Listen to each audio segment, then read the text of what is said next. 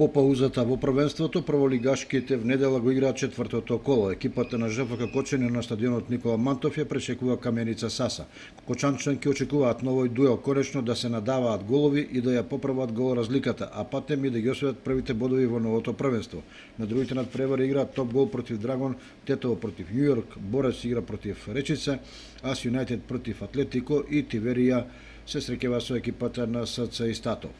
Викендов и во третолигашката конкуренција има неколку интересни надпревари. Во Виница ФК Слога 1934 ја пречекува екипата на Кежовица. Во Берово Малеш е домаќин на Зрновка. Во Пробишти ФК Рудер игра против Брегалница Голак од Делчево, а дербито во ова коло се игра во Свети Николе, каде Овчеполе го пречекува Китго од Пехчево.